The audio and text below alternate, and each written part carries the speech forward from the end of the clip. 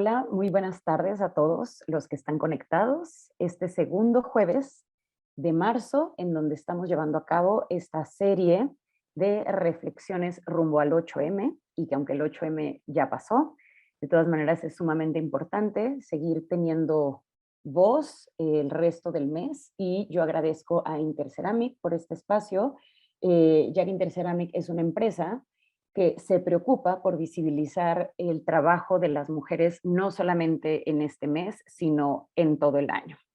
Y bueno, pues justamente en esta segunda sesión tenemos como invitada a la arquitecta Mariana Ordóñez de Comunal Taller de Arquitectura, y les voy a platicar un poquito su semblanza antes de presentarla y comenzar esta charla. Y agradezco nuevamente a todos los que están conectados el día de hoy.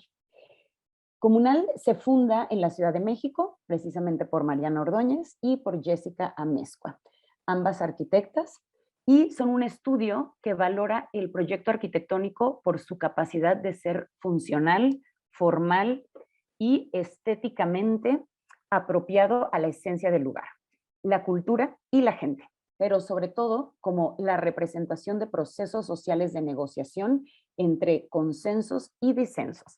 Por este motivo, no conciben a la arquitectura como una obra de autor o como un objeto estático, artístico e inmodificable, sino como un proceso social colaborativo, vivo, abierto y en evolución constante que permite a los pobladores expresar sus ideas, necesidades y aspiraciones, reconociéndolo siempre como el centro de los proyectos y la toma de decisiones. Es decir, visualizan a los habitantes como sujetos de acción y no como objetos de intervención. Para comprender las múltiples formas en las que se manifiesta el hábitat humano, han recurrido a la visión democrática de la arquitectura participativa y la producción social del hábitat, cuyas nociones entienden que los individuos de cualquier grupo social y contexto cultural tienen la capacidad para identificar sus necesidades, proponer soluciones y tomar las decisiones adecuadas para el desarrollo de su territorio. Su enfoque integrador e intercultural respeta todas las formas de vida y las ha llevado a desarticular la práctica hegemónica del arquitecto para desarrollar un rol de facilitadoras y mediadoras que acompañan a las comunidades en la defensa de su hábitat, usando como herramientas el intercambio de saberes, la reflexión crítica y la construcción de conocimiento colectivo. Entonces, pues el día de hoy nos acompaña la arquitecta Mariana Ordóñez Grajales, egresada de la Universidad Autónoma de Yucatán. Muchísimas gracias por acompañarnos, Mariana. Muchísimas gracias a ustedes y a Interceramic por la invitación, por procurar estos espacios de diálogo tan necesarios. Muchas gracias por acompañarnos. Y bueno, pues empezando nuevamente un poquito como con la misma dinámica que aplicamos en la sesión pasada con Masia Studio, nos gustaría que nos contaras, que nos compartieras un poco de tu experiencia desde términos de la formación académica. ¿Cómo fue tu proceso? No sé, un poco como desde la formación académica.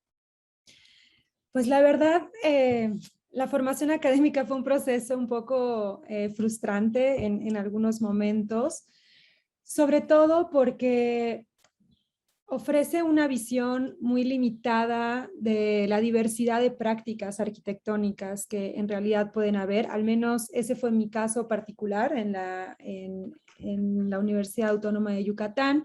Sin embargo, en distintos espacios donde hemos compartido, hemos dialogado, intercambiado también experiencias, ideas, nos han contado que también ha ocurrido, ¿no? de una manera similar, en donde se tiene la idea de la arquitecta o el arquitecto como la persona que posee conocimientos, ¿no? Como la persona que es la que va a ir allá afuera a dictar soluciones, la que sabe cómo deben de vivir las demás personas. Y también, también hay como una noción de lo que es arquitectura y de lo que no es arquitectura, ¿no? Y a eso nos referimos también con esta idea de la arquitectura hegemónica, ¿no? De pronto pareciera que tienen que cumplirse ciertos requisitos, ciertas escalas, ciertos estándares estéticos para que eso pueda ser considerado como una arquitectura válida. Y que si por el contrario optas por unas escalas más pequeñas, optas por procesos sociales y no tanto por arquitectura un poco pues más espectacular, por así decirlo, urbana, ¿no? Pareciera que entonces no tiene validez, ¿no? Como si ese rumbo no fuera algo a lo que habría que dedicarle la vocación, ¿no? El tiempo necesario. Y en mi caso, pues estuve casi un año buscando asesor de tesis, asesora para que me guiaran precisamente en un proyecto de vivienda, y recuerdo muy bien que había una compañera que su interés también era sobre huertos, ¿no? O sea, y le decían, es que eso no es arquitectura, ¿no? O sea, el abordar una escala tan pequeñita como la vivienda de pronto no era suficiente, como si la vivienda no fuera un tema pues bastante relevante ya en sí mismo, ¿no? Y entonces a partir de eso fue que incluso me replanteé en algún momento si seguir estudiando arquitectura o irme por una rama más social. En algún momento pensé, bueno, me salgo de arquitectura, entro a antropología, ¿no? O me salgo de arquitectura, entro a sociología, pero tenía mucho la idea al entrar a la carrera de que iba a ser un proceso académico formativo mucho más cercano de, de una visión social, ¿no? De una visión como más humanista. Y me sorprendió un poco y sí me generó mucha frustración de que había ya una noción de lo que tenía que ser una arquitecta. Por ejemplo, ¿no? El dibujar bien, ¿no? El diseñar de cierta manera. Y de pronto cuando yo me revisaba a mí misma y decía, yo no dibujo bien, ¿no? O sea, yo no Creo que a tengo muchos nos pasó eso, definitivamente a exacto. muchos nos pasó eso.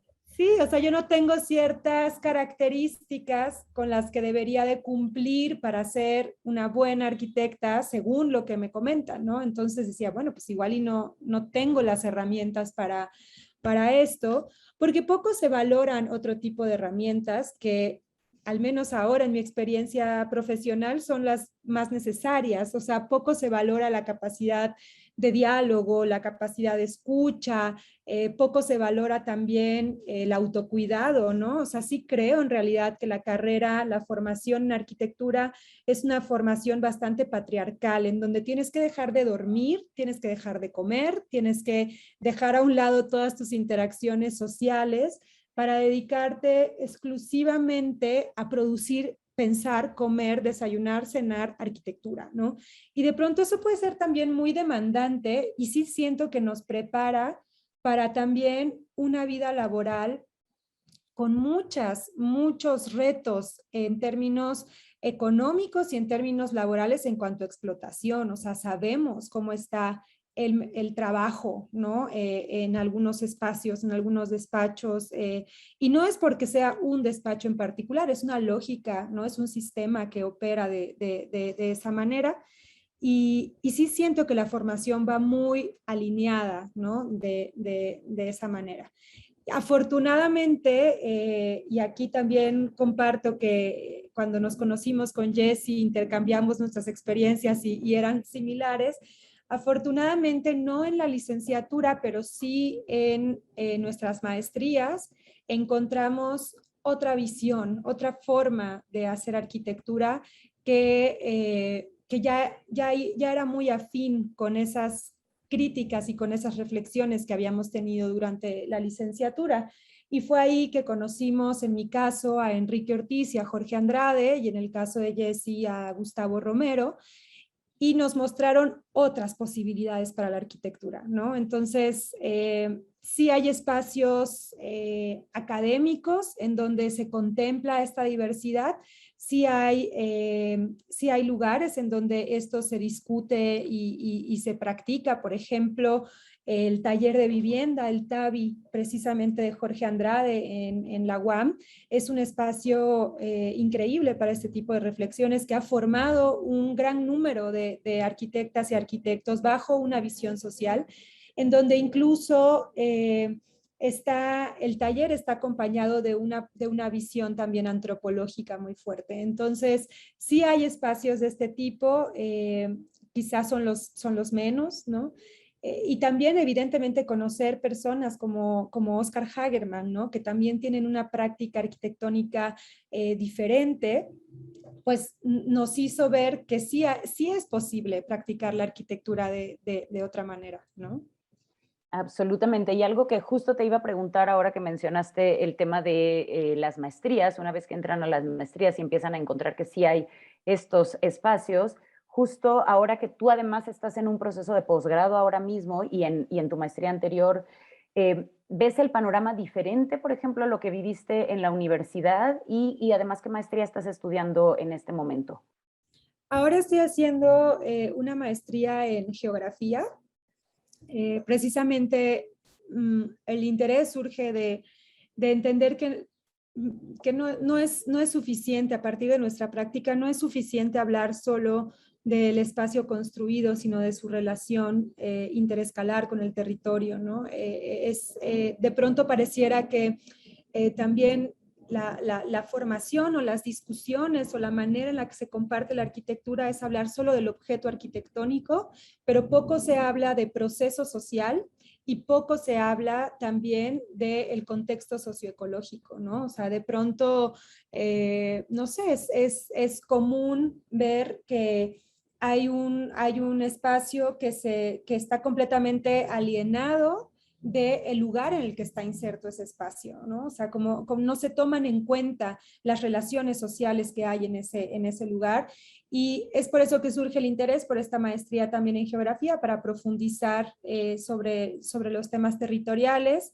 Y creo que sí, la diferencia, creo, con la licenciatura es que las maestrías puedes ya encontrar ciertas líneas, ¿no? Ciertas líneas para especializarte en un tema y puedes sí encontrar programas que vayan de acuerdo a una línea que te interese seguir. Es en la licenciatura en donde yo identifico que falta mayor diversidad, ¿no? Que sí hay una visión bastante homogénea de lo que es la arquitectura. Entonces, quizá sea como conveniente para todas y todos que entender la licenciatura también como un proceso que pudiera ser mucho más diverso, mucho más reflexivo. También sentimos que nos hace mucha falta reflexión crítica, ¿no? Durante la formación, porque de pronto estamos muy enfocados en temas estéticos, en temas de composición, en temas, no sé, de representación incluso, ¿no? Se le da mucho peso a la representación gráfica, pero poco espacio a veces para la reflexión y la discusión. Entonces, creo que sí, los posgrados pueden ser un momento más para poder profundizar en los temas que nos interesen y además para brincar también barreras disciplinares, ¿no? De pronto pareciera que en la arquitectura no se puede reflexionar desde otros lugares, pero tiene un vínculo muy fuerte con la antropología, con la filosofía, con la geografía, ¿no? Con otras áreas de conocimiento que pudieran tender puentes, ¿no? Muy importantes para complementarse. Y también de eso va un poco lo que intentamos hacer, ¿no? Desde Comunal, estos procesos de colaboración en donde no es únicamente arquitectas dialogando con arquitectas, sino también cómo se dialoga con otras disciplinas de manera integral, que pueda generar una aproximación mucho más apropiada a los retos del hábitat. El hábitat no puede ser solucionado desde el diseño únicamente, ¿no? Es un sistema complejo que requiere de múltiples actores y de múltiples conocimientos, y en esos múltiples conocimientos entran los conocimientos de las personas que habitan los lugares, ¿no? Que se vuelven conocimientos y experiencias fundamentales que muchas veces con esta visión tecnocrática de solo los profesionistas tienen el saber, se excluye a las personas de participar en la toma de decisiones del diseño y la producción y la gestión de su hábitat, ¿no?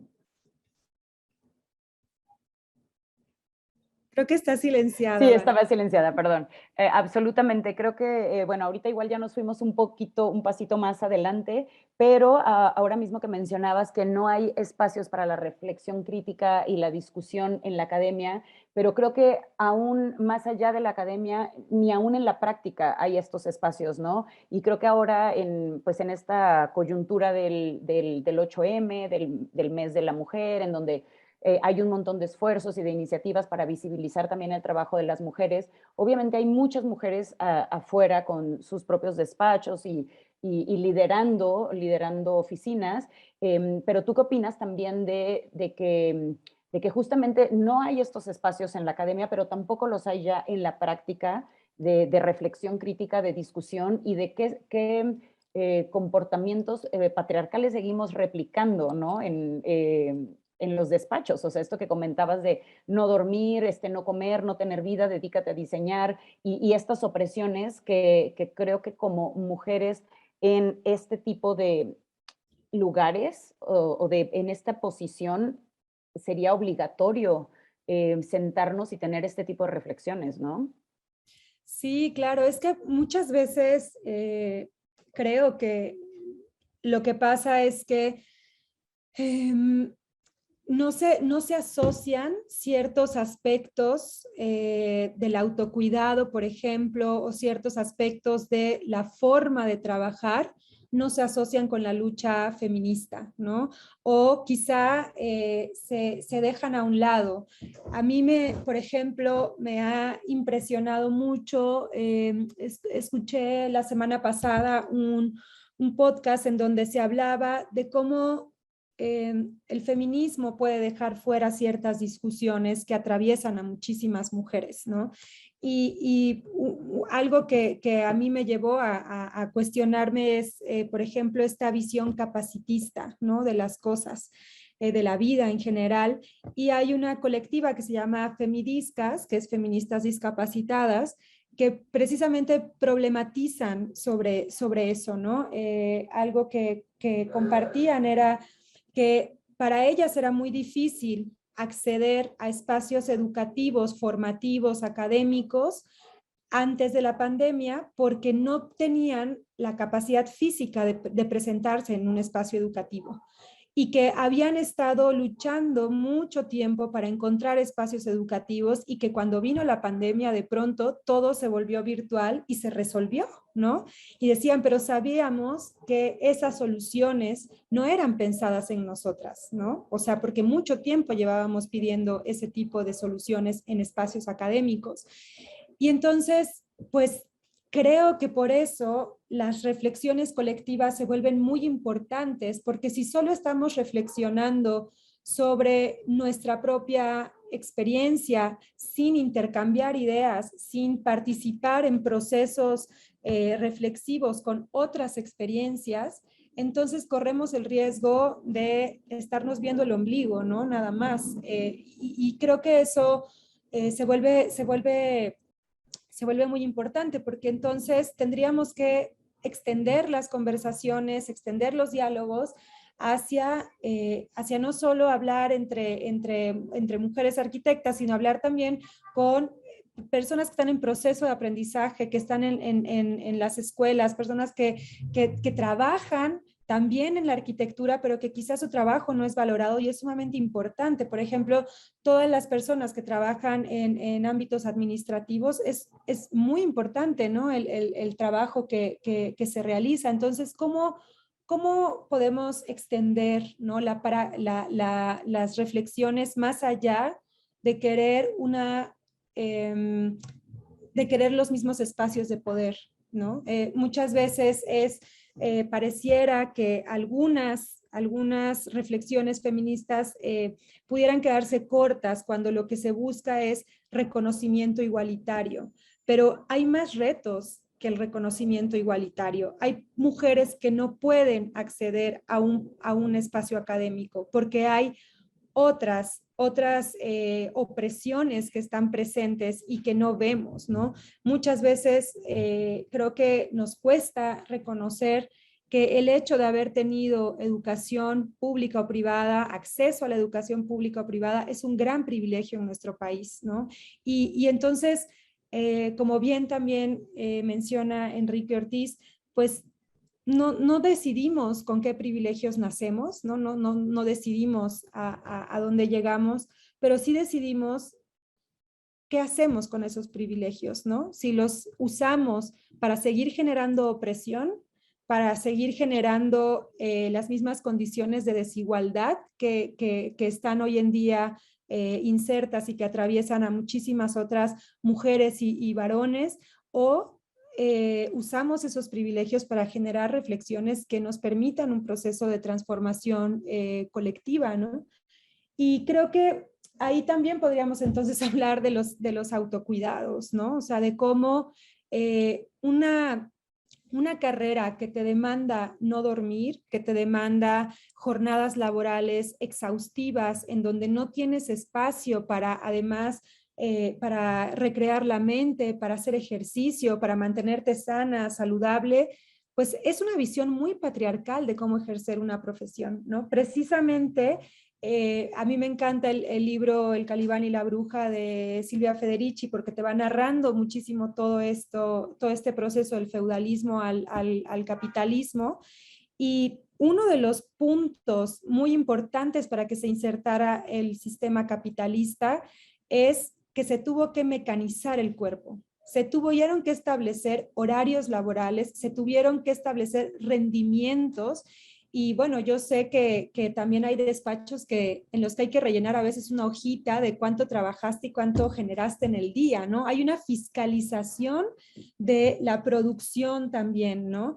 Entonces, eso para mí va en contra de una visión feminista o de una visión antipatriarcal dentro de la arquitectura, porque está reproduciendo las mismas opresiones. O sea, el explotar a ciertas personas, a ciertos cuerpos, para tú tener un reconocimiento es sumamente patriarcal. O sea, eso para mí no podría encajar dentro de una visión, desde mi perspectiva, dentro de una visión que intenta hacerle frente a estas opresiones. Y creo que también mucho hemos cuestionado sobre eso, ¿no? Sobre la autoría individual y a lo que conlleva. ¿Cómo es posible que un proceso en donde participan, sabemos que hay espacios de trabajo en donde hay 20 personas, 30 personas, ¿no? Espacios muy grandes de colaboración, y todo el crédito termina en una sola persona, ¿no? Entonces, ¿cómo es posible que se anule y se invisibilice el trabajo de otras 49 personas, ¿no? Eso para mí es, pues es reproducir una práctica de explotación y de invisibilización del trabajo de otras personas, de la aportación creativa de otras personas. Y tendríamos también que reconocer que la arquitectura no puede hacerse de manera individual. No es posible que se haga arquitectura de manera individual, ¿no? Se les requiere de múltiples saberes, se requiere de múltiples conocimientos, de muchísimos oficios. Y la verdad es que a mí, por ejemplo, como creo que he dialogado también con otras personas, tenemos también que reconocer que hay un proceso formativo de las personas que tienen los oficios de albañilería, ¿no? De plomería. O sea, hay unos oficios que cuando una empieza, yo me acuerdo la primera vez que me sentí aventada a supervisar obra y dices, pero ¿cómo yo voy a supervisar la obra de unos maestros albañiles que tienen 20 años de experiencia y yo acabo de egresar? Más bien toca aprender, ¿no? Toca aprender.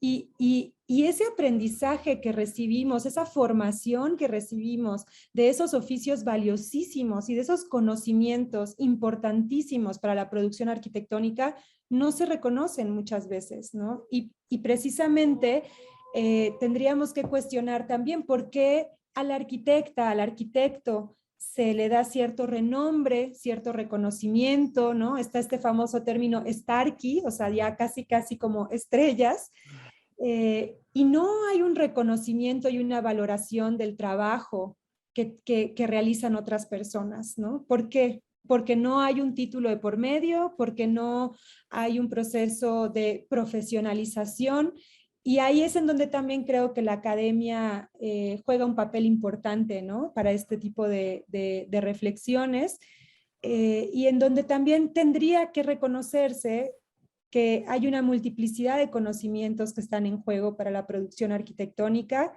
y que si solo estuviéramos las personas que tenemos la formación de arquitecta o arquitecto, pues en realidad, ¿cómo se construirían las cosas, ¿no? Conozco, creo que pocas personas que tienen las habilidades manuales, el oficio y el conocimiento para poder construir, ¿no? Entonces, se vuelve importante reconocer, ¿no? Ese tipo de invisibilizaciones.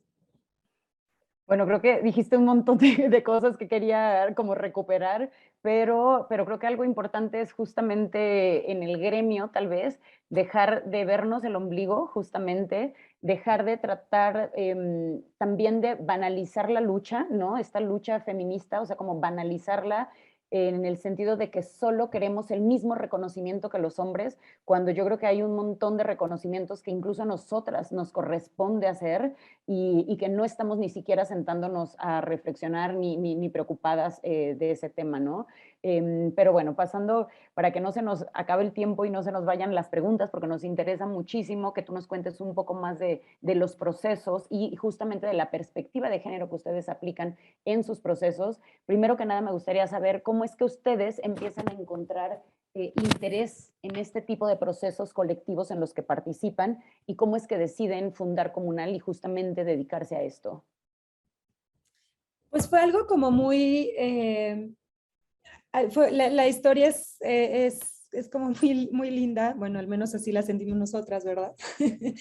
eh, a través de, yo conocí a Juan Casillas en la maestría que hice en la Universidad del Medio Ambiente y ahí Juan Casillas también estaba estudiando y después de un tiempo Juan Casillas me invita a dar clase a la Ibero en donde tenía el taller compartido con Jessie, ¿no? Entonces Juan y Jessie daban clase en la Ibero. Jessie también había pasado por el proceso formativo de la maestría, en donde había conocido la producción y gestión social del hábitat a través de Gustavo Romero, y nos conocimos dando clase y de pronto pues dijimos, bueno, que tenemos ideas similares, tenemos historias similares, tenemos una necesidad de búsqueda en donde más que una profesión o un trabajo, la verdad es que esto resuena mucho con nosotras más como una vocación, es como también una forma en la que a través de la cual sentimos realización, pero también es una manera de entender nuestra postura en el mundo, ¿no? Sentimos que el camino que hemos tomado va muy, muy cerquita de también esta postura ética y política de cómo entendemos las relaciones sociales también, o cómo nos gustaría que fueran las relaciones sociales. Y es a partir de eso que entonces empezamos a trabajar juntas, empezamos a colaborar y pues casi dimos clase un semestre. Bueno, cuando yo me sumé con Juan, dimos clase un semestre más y al siguiente semestre ya nos salimos de dar clase porque vinieron los sismos del 2017, los terremotos, y había que estar mucho en territorio, ¿no? Y pues la academia no nos permitía poder hacer trabajo de campo como necesitábamos. Y la verdad es que la manera en la que hemos estado trabajando a través de procesos participativos, de procesos colaborativos, bajo la visión de la producción y gestión social del hábitat, que pues desde ahí se reconoce que todas las personas tienen el conocimiento, las herramientas necesarias para producir colectivamente su hábitat. Precisamente se rompe con la individualización. La creatividad se considera una manifestación cultural colectiva y el fin último no es producir un objeto arquitectónico, el fin último es la transformación social. Y eso resonaba completamente con nuestra idea, ¿no? De vocación, con esta idea de la arquitectura como una herramienta para la transformación social. O sea, la arquitectura la entendíamos como algo más allá que solo diseñar espacios, ¿no? Y entonces empezamos a trabajar juntas. El primer proceso en el que estuvimos colaborando fue en la Escuela Rural Productiva, un proceso que precisamente la semana pasada el profe Pablo nos decía, ya vamos para una década de colaboración, ya casi se hace esos 10 añitos, estábamos como reflexionando sobre cómo habíamos iniciado ese camino, ¿no? Juntas. Oye, y perdón que te interrumpa, Mariana, esta es la escuelita que está nominada, ¿no? Ahorita mismo para el NCHAP. Sí, Sí. sí, están súper contentas y contentos en la escuelita. La verdad es que esa escuela ha sido un proceso formativo impresionante y transformativo para nosotras. No ha sido escuela nada más rural en Tepetzintan, sino también fue de los primeros procesos que acompañamos y nos ha sorprendido, ¿no? Todo lo que se puede lograr a través de procesos autogestivos, a través de procesos participativos, a través de la escucha y el intercambio de saberes y de conocimientos. Y también hemos visto cómo a través de esta forma de relacionarse distinto con la arquitectura se pueden generar no solo procesos sociales muy potentes, sino vínculos afectivos también, ¿no? Hoy en día tenemos relaciones muy cercanas con el profe Pablo, con, por ejemplo, la doña Mica, que es una de las señoras que administró todo el recurso económico para la construcción, y hemos visto también la capacidad que tenemos todas y todos si nos organizamos para esa transformación. Y ha sido muy bonito, ¿no? El seguir ese caminar, esa escuelita ha girado por muchos lugares, se ha compartido desde muchos espacios y sigue en proceso, ¿no? Es algo que no está terminado, pero que precisamente como la finalidad no es terminar la obra pronto, estamos gozando muchísimo el proceso, ¿no? Por ejemplo, hace un año les dieron un apoyo del FONCA, del Fondo Nacional para la Cultura y las Artes, para producir un libro de poemas, de cuentos y un manual de herbolaria y medicina tradicional en lengua náhuatl.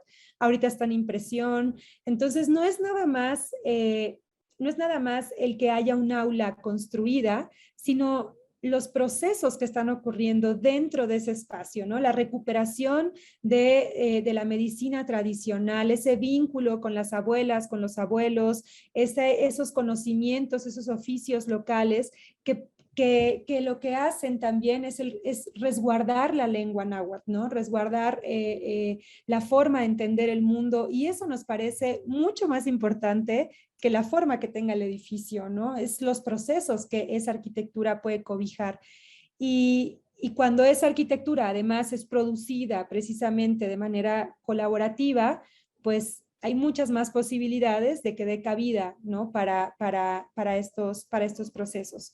Ahorita también en la escuelita están haciendo huertos nuevamente, había estado un poco parado todo por el COVID, pero nos han contado también como uno de los objetivos de producir ese espacio es evitar que las y los jóvenes tengan que emigrar a las ciudades y abandonar su comunidad para poder tener una mejor calidad de vida, ¿no? Y eso se vuelve muy importante, y eso va más allá que el color, el diseño, la composición, o sea, esos son unas capas mucho más profundas. Y creemos que la arquitectura tiene precisamente la posibilidad de ser parte de esas capas profundas y de ser parte de esa transformación colectiva, que además es algo que se vuelve un proceso individual y colectivo, ¿no? Porque a nosotras también nos hace revisarnos constantemente, nos hace reflexionar sobre cuál es nuestro papel, ¿no? En estos procesos, y por eso planteamos esta idea de facilitar espacios de diálogo, ¿no? Acompañar con información técnica apropiada, pero nuestro papel no es decidir, ¿no? Sobre lo que va a pasar en ese lugar. Nuestro papel es acompañar la toma de decisiones, pero no es tomar las decisiones, ¿no? Sino es dialogar para que se llegue a un consenso sobre esas decisiones. Entonces, sí, definitivamente ha sido todo un proceso de formación. Muchas de las herramientas que tuvimos o que aprendimos en la academia tuvimos que soltarlas, o sea, muchas de ellas no son compatibles con la práctica que hoy en día hacemos. No es compatible llegar y dictar soluciones, ¿no? No es compatible no querer dialogar. Muchas veces al empezar y al continuar, porque sigue pasando, puede haber cierta incomodidad de decir, bueno, y entonces, ¿cuál es mi papel acá? Porque es un papel muy distinto. Pero también es algo muy liberador, ¿no? O sea, precisamente hoy compartíamos un post sobre la participación también como una liberación, porque no tenemos entonces que saberlo todo. O sea, podemos soltar, podemos decir, a ver, yo tengo estos conocimientos y los pongo en la mesa para dialogar y platicar y para lo que puedan aportar, pero ese mandato o esa exigencia de saberlo todo, de resolverlo todo una misma, pues va en contra de una colaboración en donde precisamente se va construyendo tanto la gestión como el diseño, como la construcción misma, se va construyendo con las herramientas que llevan todos, ¿no? Y una, eh, una autora que nos gusta también su visión como ve la antropología es Rita Segato, y ella habla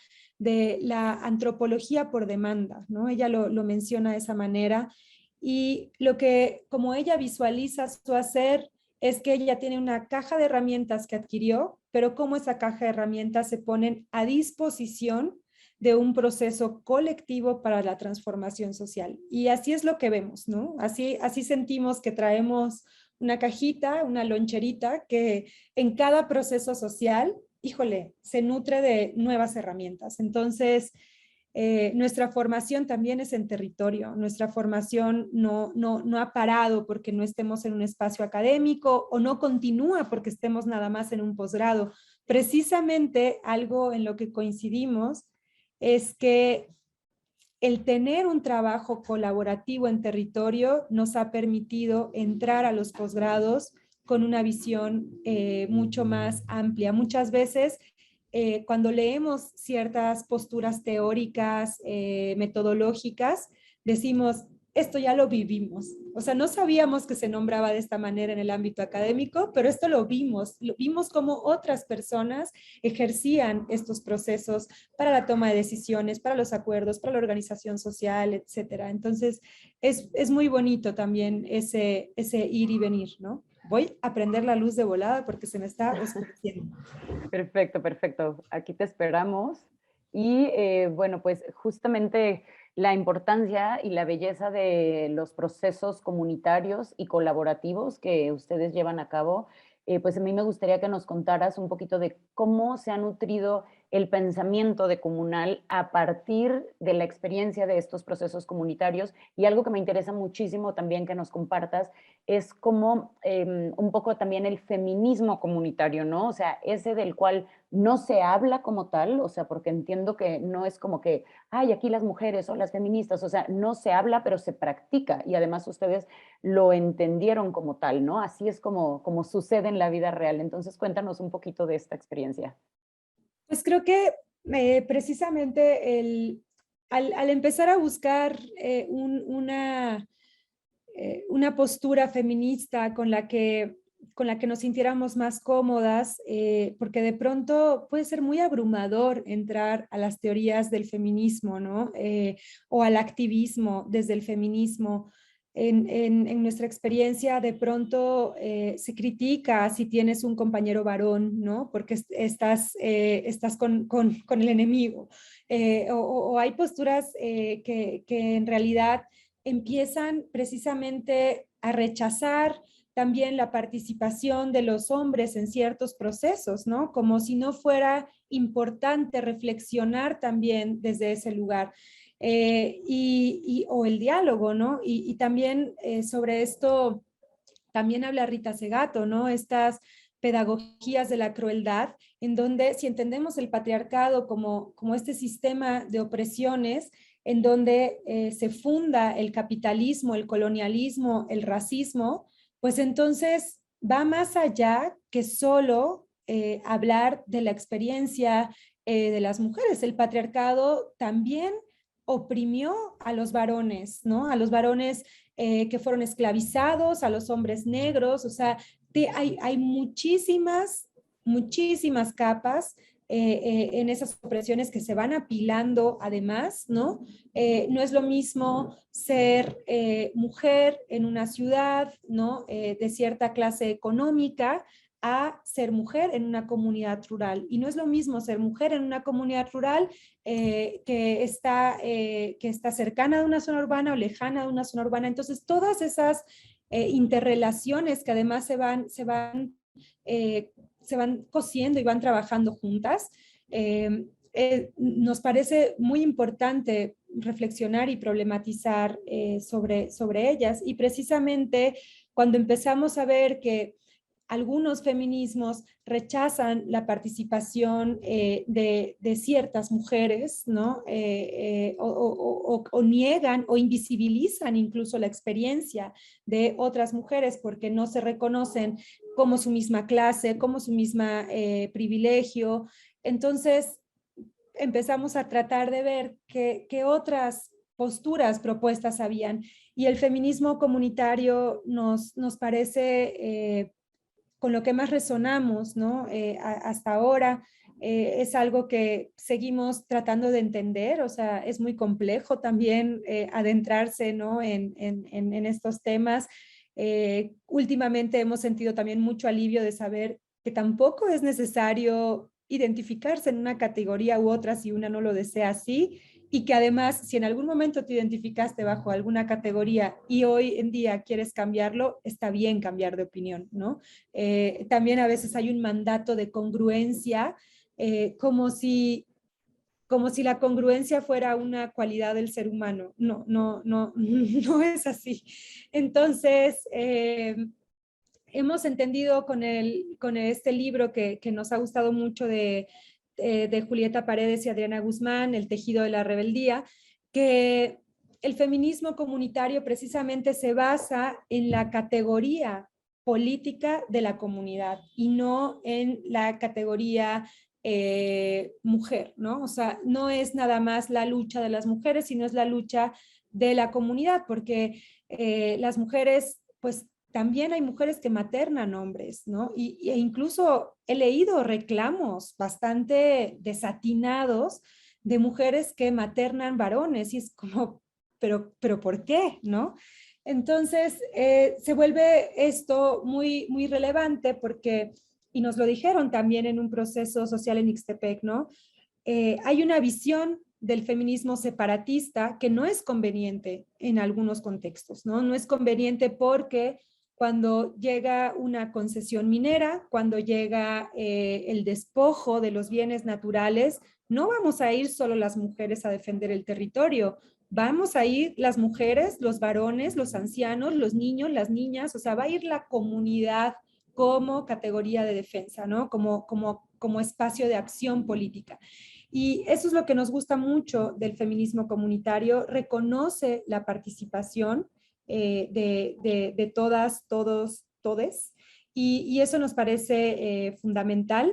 También algo que nos parece importante es que le hace frente precisamente a esta visión patriarcal del tiempo, ¿no? Y a esta visión patriarcal también de cómo se debe usar ese tiempo, de cuánto se debe de trabajar, de cuánto se debe de producir. Y entonces ponen todo el valor en los procesos y no en las metas y en los objetivos, que de pronto eso está muy cercano a políticas públicas. A la política pública poco le interesa el proceso, poco le interesa, por poner un ejemplo, la calidad de la vivienda, le interesa decir que hay 500,000 viviendas. No importa si están abandonadas, no importa si la gente tiene una mala calidad de vida, eso no es importante. Entonces, por eso el feminismo comunitario sentimos que resuena muchísimo con la producción y gestión social del hábitat, recupera los conocimientos también, ¿no? Y tiene una visión compleja y sistémica de la vida, no aíslan una experiencia de otra, no aíslan un tema de otro, sino que trabajan desde la complejidad, como también pasa en la producción y gestión social del hábitat, y es desde ahí que nos hemos sentido identificadas hasta ahora. Y pues creo que esto justo lo hemos experimentado cuando vemos esos procesos organizativos, ¿no? En donde se valora la aportación de las mujeres desde donde las mujeres quieran aportar. Hemos entendido también que la manera de participar también es algo que debe de respetarse y también es algo que responde a la cultura de las personas, a las posibilidades de las personas, ¿no? El decir, tienes que participar de esta manera o no estás participando en un proceso, es bastante discriminatorio, ¿no? Es un rechazo, es lo que también problematizan las feministas discapacitadas, ¿no? Si no vas a marchar, no eres una buena feminista, porque también hay el manual de la buena feminista, ¿no? Casi, casi. Y no es así, entonces, que cada persona también pueda participar desde donde lo considera apropiado, prudente y posible para su propia experiencia, tanto individual como colectiva, me parece también importante. Me encanta la reflexión porque pues definitivamente nos hace falta mucho trabajo personal para seguir reflexionando desde todas las aristas del feminismo, y este feminismo comunitario yo creo que pues muy pocas personas ni siquiera lo conocen, ni siquiera les interesa o ni siquiera están en el punto de tratar de entender, ¿no? Más allá de pintar un poquito de morado la lucha, que era algo que mencioné la vez pasada con Masia Estudio, va mucho más allá, ¿no? Y bueno, pues ahorita ya casi se nos está terminando el tiempo, es el momento de pasar a las preguntas. Y veo que aquí tenemos solamente un comentario que dice: gracias infinitas por generar estos espacios de reflexión y no solo tomar el 8M como propaganda para exponer su trabajo, porque justo creo que para eso hay un montón de espacios, ¿no? Y un montón de lugares, y está el resto del año, porque además que siempre invitan a las mismas Starkies de siempre. Bueno, pues yo creo que debe de haber espacio para todo el mundo, ¿no? O sea, yo creo que espacio para las mismas Starkies, para las emergentes, para las que están haciendo trabajos a lo mejor no, en donde no se visibiliza tanto, pero bueno, pues dicen: gracias Comunal por sus reflexiones y difusión de feminismo comunitario por medio de sus redes sociales. Felicidades a Mariana, te admiro y te agradezco. Y pues a mí me gustaría esta recta final de esta charla, que nos compartieras a lo mejor una reflexión un poquito también más esperanzadora del futuro, del gremio, de hacia dónde crees que podríamos ir, obviamente sin que tú tengas la responsabilidad de tener la solución, pero hacia dónde consideras que deberíamos de estar volteando a ver algo un poco más esperanzador.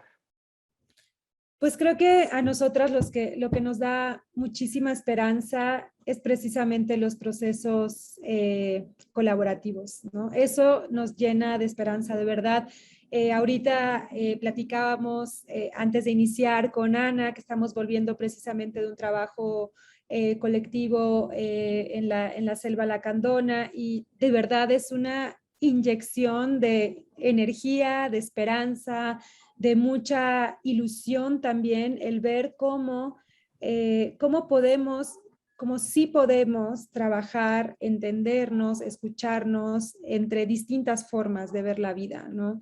Y eso es lo que a nosotras le apostamos, y es una de las premisas fundamentales igual del feminismo comunitario, ¿no? Este diálogo intercultural, esta relación de la comunidad de comunidades, ¿no? O sea, no se está pidiendo, desde el feminismo comunitario no se demanda que todas las personas piensen como se piensa en algunas localidades, ¿no? Porque además pues sería una visión bastante homogénea, ¿no? de la vida, sino más bien cómo nos articulamos entre distintas comunidades, entre la comunidad académica, entre la comunidad urbana, entre la comunidad rural, cómo nos organizamos a través de un diálogo intercultural precisamente para esa transformación social y para romper con ese sistema capitalista, racista, ¿no? Colonialista, que genera múltiples desigualdades.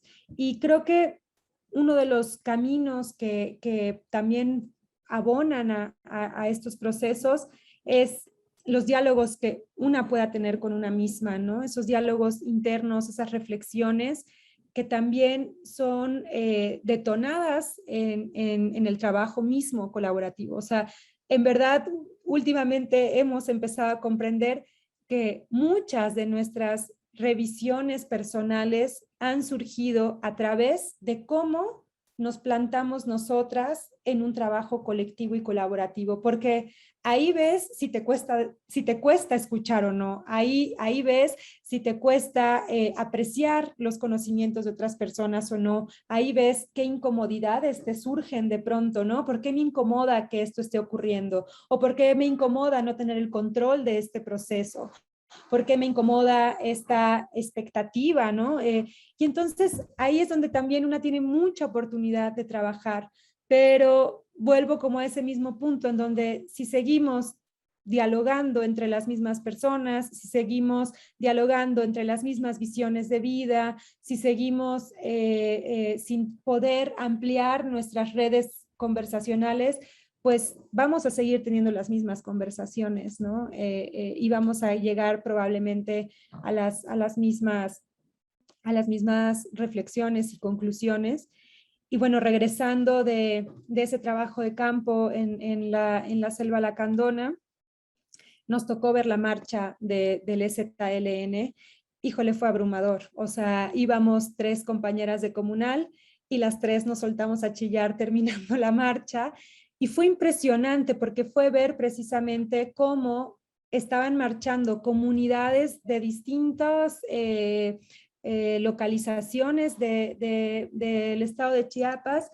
Iban las mujeres, iban los niños, iban los bebés, ¿no? En el rebozo, iban los varones, iban comunidades, o sea, iban precisamente dialogando, no era un espacio separatista, y la lucha, como lo nombraban en sus carteles, en lo que iban gritando en sus mandas, la lucha era por la vida, la lucha era por el buen vivir, ¿no? Y ese buen vivir incluye no solo a las mujeres, ¿no? Entonces, esto también nos parece muy importante para no seguir haciendo eco quizá de posturas que excluyen a comunidad LGBT, que excluyen a personas no binarias, que excluyen a otras identidades que no están dentro de este marco binario que es un marco colonial, ¿no? Impuesto. Y nos parece muy, muy, muy importante, ¿no? El seguir reflexionando sobre eso. Me encantó la reflexión y nos quedamos con la lucha por la vida y la lucha por el buen vivir.